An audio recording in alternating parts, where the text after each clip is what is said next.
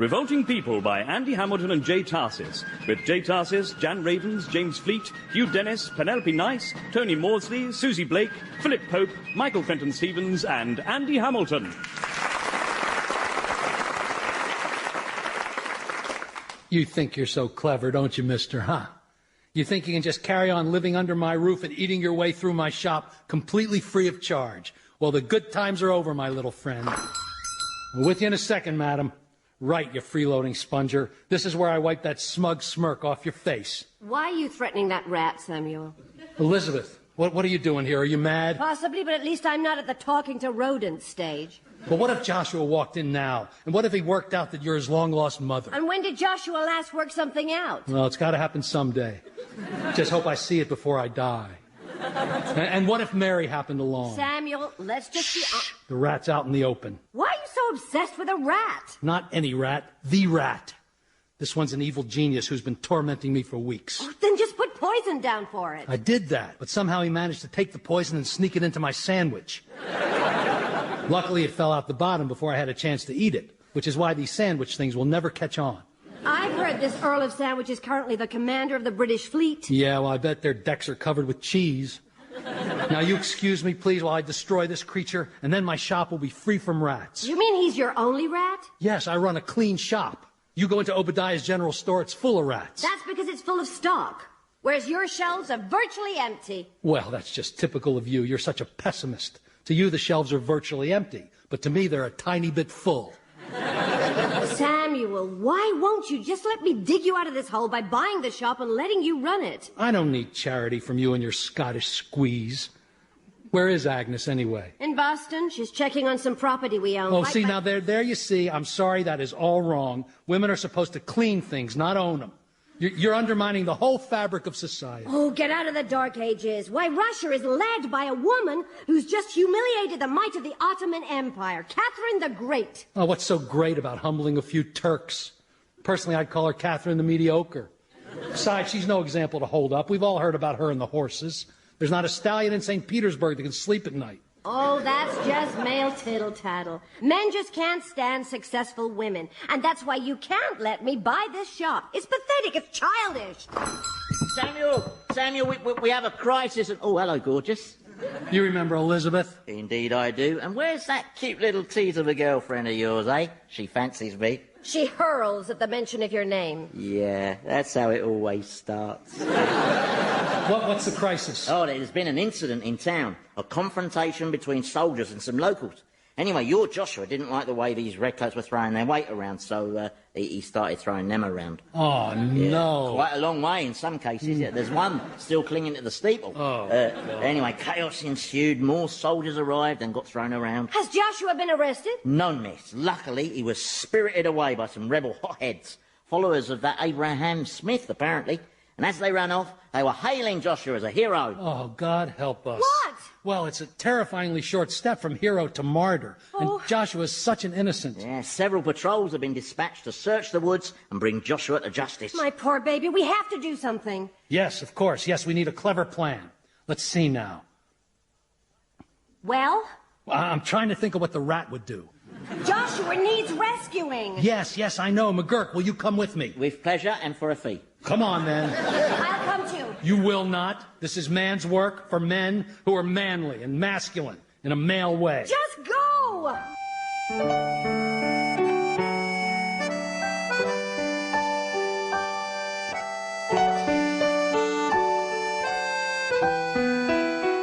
Oh, stop!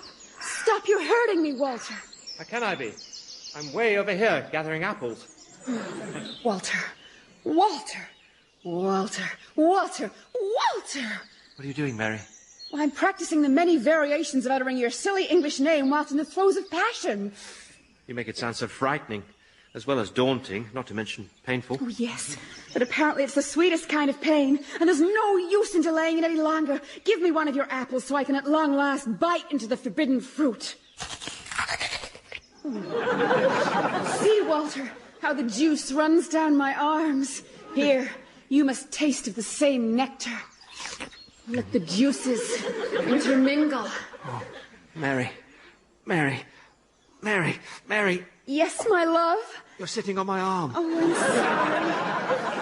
sorry. It's gone all tingly. Oh, put it around me, Walter. Then it will feel fine. There. Oh, my irrepressible Mary. I've tried to remain unsullied throughout our courtship, but your charms are so overwhelming that now I'm becoming overwhelmed, for want of a better word. Oh, then let's succumb to the overwhelmingness of it all. Lay me down on nature's carpet, being careful of the pine needles. Haven't we waited long enough? Well, I certainly have, since puberty's alarming onset. Yes, and so have I. So have you. But I assumed that... Assumed what, Walter? You mean to say that you've never actually... Did not, Walter. But all those occasions when you've groped and nipped at my... Oh, well, that's mere prologue, as I understand it. So, that would mean you're still a, Technically. Well, so am I, technically. I picked up the essentials around the barracks, of course. Brawny snippets of saucy dialogue that caused me strange rumblings in my nether region. Oh, yes. And I've read my share of moist and steamy romantic novels, but they've always tended to dissolve into metaphorical meanderings which left me panting yet unfulfilled. And I've listened in the night to McGurk's lusty lyrics involving such things as diddling the diddle with his diddle-daddle stick. And I've ridden many a wild Mustang and felt its powerful thrust in my loins. Oh, good Lord, I can't stand it. Take me, Walter. Yes! Now! Oh, if not for these accursed military breeches. Shall I help you? They're a little complicated. Oh, you Brits and your obsession with buttons. Ouch! Mary, is that you? Oh! Good day to you, Mrs. Spriggs. Captain Brimshaw. At your service, madam. Is this a bad time? Yes, go away. No. It's a fine time. How may we assist you? Well, I must find Ezekiel. Have you seen him? Why, no. Sorry. He's discovered Abraham Smith is the father of our child, and he ran off vowing to take revenge on him. Oh, but that's insane. Abraham Smith's a notorious rebel. He's on our list. He'll kill Ezekiel. I know. That's why I've got to find Ezekiel before he finds Abraham. Oh, well, good luck. Ezekiel loves me so much, and I've been horrible to him. Oh, right. Well, try the next forest along. But he's a decent and good, if homely man, and now I find I've grown fond of him. If he'll allow me to put my indiscretion behind me, we can and will find happiness. Fine. Happy hunting to you. Bye now. I'm going. Oh, one thing, sister. What? Those buttons unsnap. You don't have to bite them off. Be careful, Cora. Hey, what do you know? Look, they do unsnap. Oh, so they do. You didn't know that? No, I suppose that explains why it takes me so long to put them on in the morning. Well, do you think you might wriggle out of them now, then? What? Just like that? What, do you want a string quartet? Well, it's just I'm a bit distracted. Why? Well, perhaps that rebel patrol pointing those pistols at us has something to do with it. Where? Over here. You best get those bridges snapped up, lobster back. Put down those muskets. I know you boys. And we know you, Mary Oliphant. And from where we stand, it appears you're consorting with the enemy. Not yet, I haven't. Sort us interrupt us then. We're taking you and the teabag prisoner in the name of Abraham Smith. Do up your buttons, you scurvy English weasel, and come with us. I'll not be taken prisoner by mercenaries. They will have to kill you. However, I don't consider you chaps mercenaries in the strictest sense, more like slightly over-enthusiastic patriots.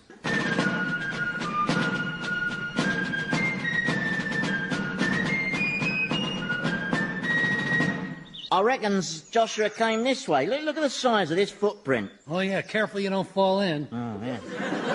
Hey, they can't be far ahead of us. Well, let's get after him. Come on, what are you waiting for? Well, we never actually discussed the size of my fee. Is money the only thing you ever think about? No, there's breasts and... Hey, you'll get paid, you little... Hey, halt! Who goes there? Soldiers, let me do the talking. Halt! Friend or foe? Oh, friend, very much so, Captain. Sergeant McGurk at your service, sir. To whom do I have the honour of listening? Captain Roger Hotspur. I've been ordered to apprehend any colonists found in the woods on the assumption that they are rebel spies. Corporal, seize the colonists, will you? Oh, no, you can't do that. Well, I have my orders. Oh, but he's not a rebel spy. He's an English spy. An English spy? Yes, cunningly disguised as a colonial shopkeeper with a balding pate and a big fat American-looking arse. Yeah. You're saying he's English? Yes, his name is Jasper Chumley Fitzwilliam. Well, let the man speak for himself. So, Jasper, you're an English spy, huh? Oh, locks of mercy, yes, Governor. I'm from jolly old Blighty, and no mistake. Tally-ho, pip, pip, and crikey, blind me. Why, I'm as English as an Englishman, God bless you, love a duck, and ding-dong bell to you, and all who sail in you, here's to your stiff upper trousers, old bean. Anyone for crumpets? Why is he talking like that? Like what? Like that? Why has he got that ridiculous accent? He's from Ipswich. I've been to Ipswich. They don't talk like that. Sorry, no. When I said he was from Ipswich, I meant he was born in Ipswich, but he grew up in Southend. Well, I've also been to Southend. No. Sorry, not Southend. The Southend of Hampshire. Whereabouts in South Hampshire? Haven't. Now. Got a clue whereabouts in Hampshire? I really haven't got the foggiest, sir. Well, why is he so quiet? Well, he's shy. Most spies are. They shun the limelight, spies. Jasper, which part of Southampton are you from? Only my family's from Portsmouth. Well, mine's not. I'm from a little-known village called Little Tiny Hamletville Gulch. Little tiny Hamletville Gulch? Yes, on Stoke. Do you know it? Can't say I do, no. No, well, it's a tucked away little spot, which is why it has this unique accent, which keeps changing. Oh, well, you learn something new every day. Yeah. Well, look, we must be on our way, Captain. Jasper here has lots of spying to do, to help defeat these damn rebels. Oh, indeed, may God jolly well mangle the beetroot, the bally old bounders. Beetroot? It's a local expression. Right. Yes, so, tell me, Jasper, can you do a convincing American accent then? Sure can. Oh, that is brilliant. Did you hear that, boys? Yes, well, say something else. Go on. Down with the king. Perfect, yes. You redcoats are scum. Oh, bravo. That is uncanny. Well, we'll leave you two to carry on with your espionage. Those rebels don't stand a chance, what? Goodbye, Jasper. Cheerio. Are all British soldiers that stupid? Only the ones in command. My English accent was pretty impressive, wasn't it? Yeah, it was special, yeah. One thing, though, if we should happen upon any more redcoat patrols... Yes? Then you're a deaf mute whose tongue was ripped out by Indians.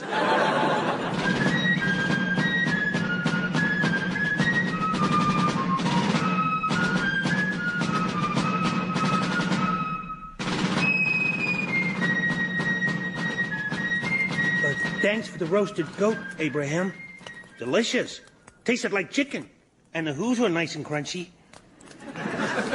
It's really been a lot of fun hanging around with you in your secret hideaway with you and your bloodthirsty rebels, Abraham. But I have to go home now. My father's going to be worrying where I am, and he needs help with the heavy stuff. So I'll just be heading back to... Quiet! Or I could stay a few more minutes. Maybe have some dessert. But after that, I really must be going. Abraham, if that's all the same to you. Quiet. I noticed some of your men drawing placards with my likeness above a slogan, which I'm told reads, Big Joshua says, killed the red-jacketed bastards. That's a nice slogan, but I'm not for outright killing. No. Pulling, hitting with sticks, well, that's all good fun, but killing's bad. Quiet. Abraham, it seems to me you're a man of few words. Well, one, really. Quiet. Yeah, that's the one. Now, just calm down there, Unhand me, you filthy brigand. No one's to approach Captain Smith. Captain Smith, my goiter. And what army is here, Captain? Tell me. Go ahead. The army of the people. Huh. That's a fake army. I'm belch on your army. You were drunk, sir. Of course I'm drunk, you varlet. You would stumble into this snake pit sober. Now stand aside. I'm here to defend my errant wife's honor, such as it is. Where is Abraham Smith? Prepare to be challenged. Which one of you is Abraham Smith? I am. All right, then. You'll be glad, aren't you? Well, no matter, I'll show you no mercy. I haven't trudged all this way to go whining off into the sunset like a yellow mongrel. The gauntlet's been thrown. The die is cast. The cat's out of the bag. The fat's in the fire, the goose is cooked, the proof's in the pudding. The cheese stands alone. Hello, Joshua. Oh, it's you behind me. I thought I was standing in the shadow of a tree. Don't tell me you're one of these mercenaries. I'm the hero, and they're putting me on their recruiting posters. But I'd rather go home. Well, I shall escort you home as soon as I've given this scoundrel a thrashing. What do you say, Smith? Speak, man. Speak. Isn't the carrot-topped, swaggering leader of a rebellious uprising supposed to be at least capable of speech? Pick your weapon, you pork-filled bag of lard. I'm going to annihilate you. Oh, good. You can speak. Very wide vocabulary, in fact. Your weapon. My weapon. Dancing. That's my weapon, the minuet. Whoever trips a light more fantastic, so shall he win. And I think you'll find I'm quite fancy on my feet for one so seemingly chubby. Have a few, then. Strike up the band. I'll pick the weapon, then. No. You don't get to choose. I get to choose. I'm the guest. And I choose big, heavy stones that you mustn't lift and throw, but you can roll them, not too fast, along the ground. You can't go in there, man. Hands off me! Cora? Leave me alone! Cora, how did you find me in this godforsaken encampment tucked away in the wilderness? Like the lair on the banks of the Tiber of the wolf-suckling twins, Romulus and Remus, who when grown slew Amulius and restored the throne to Numitor. What was the question? No idea. Still you're here to watch me outdance this dastard, even at the risk of death. There will be no dying today, husband. I'll be the judge of that. Tie them all up!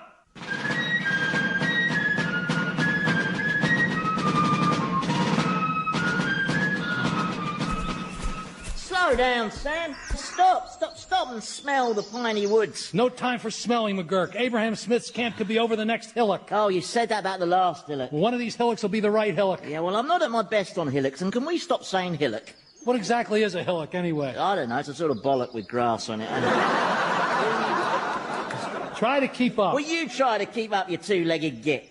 Nobody takes the time to consider the handicap when they're scampering helter-skelter through the underbrush, do they, huh? Well, maybe someday all the forests in America will have special ramp slopes and handrails and chairs with wheels for disadvantaged blokes such as yourself. Yeah, right. That's far enough. Oh, no. It's another patrol. It's Americans this time. Yeah, is it me, or is the entire population of North America in these woods today? This time I'll do the talking. All right. Stop your whispering. Hands in the air. Put your weapons down. We're friendly. I'm Samuel Oliphant, a well-respected citizen of the city of Baltimore. Yeah, then who's your slimy red-coat fellow traveler? He's my cousin, from Virginia. Thomas, Jefferson. Perfect. Thank you. Thomas Jefferson? What? The Thomas Jefferson? Why, yes, indeed he do. Yes, indeed he do. Yes, indeed he do, yeah. Yeah, it's funny. I always pictured Thomas Jefferson as taller and without a stump. Me disguise. I'm a master of disguise, known in my circles as the human chameleon. Well, I'll be damned. Oh, I hope not, sir. I sincerely hope not. So, if that's all, we'll be getting along then. Yeah, you mean Mosey, cousin, Mosey. Yeah, I mean Mosey. Mosey, yeah. Think you could get your voice a little higher, Thomas? Hey, hold on a second. How come he's wearing a uniform? Which uniform? The red one. Does that seem red to you? I suppose it's a reddish, but not loud red. It's a British uniform. I don't see how you can say that. Now, I'm afraid the young gentleman is right, Samuel. And when you hear how this uniform came to be in my possession, you're going to be scratching your heads like a chicken scratching gravel. Oh, boy. You see, several of my slaves from the plantation cut this very uniform off a wounded redcoat sergeant whom they discovered abandoned in a marsh outside of Richmond as the crow flies, whereupon they then commenced to present it to me as a souvenir for the humane and benevolent way I treat them. Dip me in maple syrup and I'll eat a bug if I'm lying. That won't be necessary, Mr. Jefferson. Your story makes perfect sense. So we'll just mosey along then. Yeah, unless Mr. Jefferson requires an escort, sir. No, I'm fine, boys, but I shall be commanding you alert scouts to your superior officers. Might I have your names? Yeah, we're the Bush brothers. Yeah. I'm George, and this here's Jeb. Well, God bless you, boys. May you have many children. Okay, well, we'll leave you to go on your way there. Y'all take care now, you hear? Oh, they're going good. I can stop chewing this straw. Thomas Jefferson. Yeah. That was a little overconfident, wasn't it? Why the hell did you choose Thomas Jefferson? Because I can't do George Washington.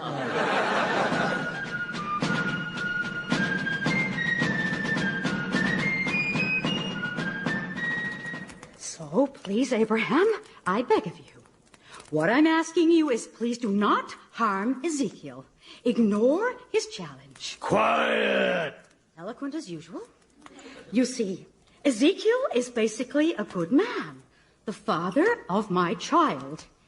He may not be the barrel-chested, handsome, brooding warrior whose smoldering glances still make me go weak in the knees, but he's an honest, caring man who loves me and loves my son. He likes me, too. Yes, thank you, Joshua. That's very If helpful. he had a dog and rabbits, he'd like them, Yes, but I... And pie. I really like pies. Could you please both shut up? My husband can't fight you, Abraham. He's drunk, and even if he were sober, he fights like a daisy. A mighty daisy. He's just bewildered and confused by my reckless behavior. And I understand it. Stop pushing us! Remove these shackles, damn you. Mary! Joshua! Mary! Cora! Grimshaw. Ezekiel. Grimshaw! Mary. Joshua. Ezekiel! Grimshaw! Abraham! Quiet! Stop this madness! Pardon me, Abraham? I said, stop this madness!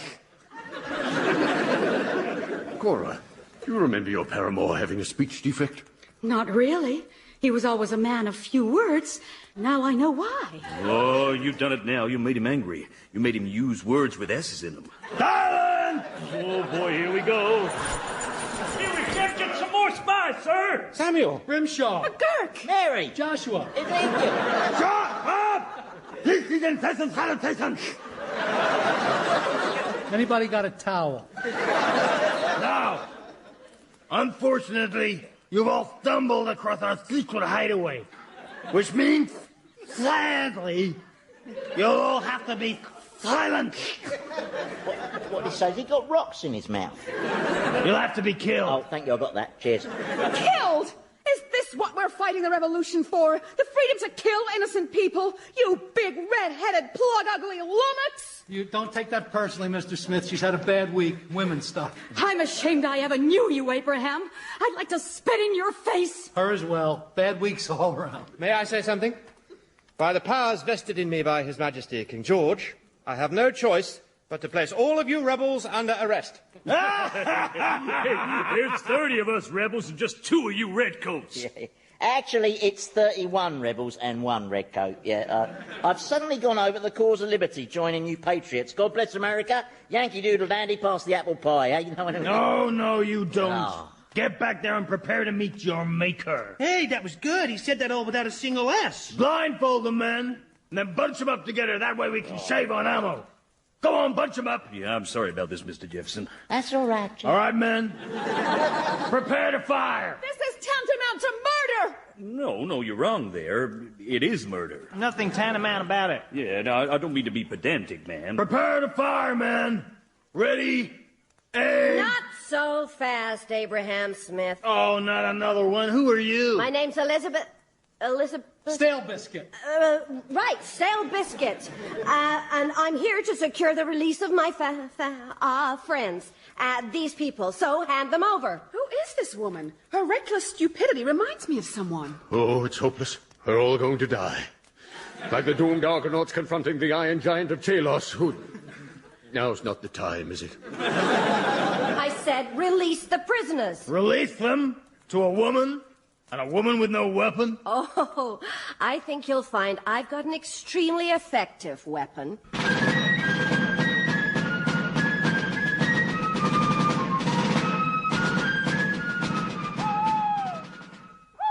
Hot chocolate, Captain? Ah, thank you, Samuel. Funny old day, really. Wasn't it lucky, old Mrs. Stale Biscuit turning up like that, buying off the rebels with all that money?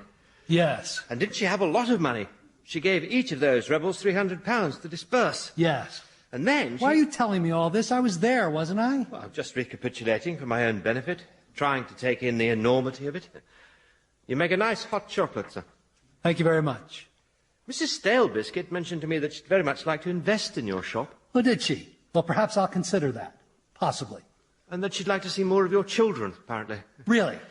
She saved your life, so you're in her debt. Isn't really. it time you went to bed, Captain? Yes, actually, I am pretty bushed.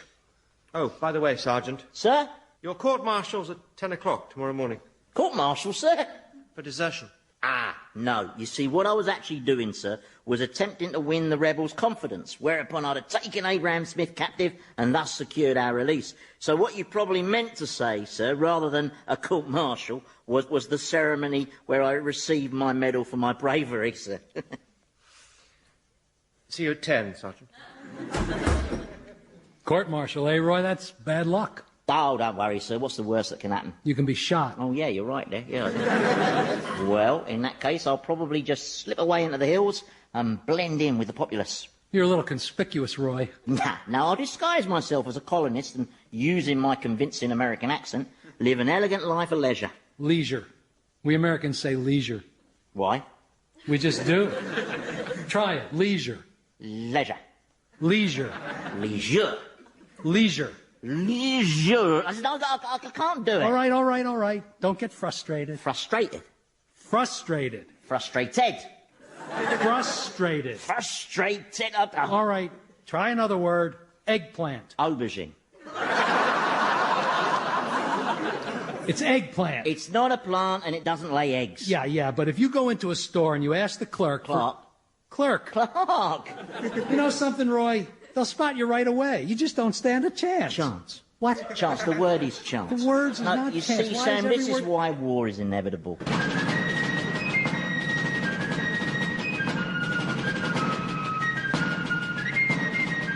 Revolting People featured Jay Tarsis as Samuel, Andy Hamilton as Sergeant McGurk, Jan Ravens as Mary, and James Fleet as Captain Brimshaw.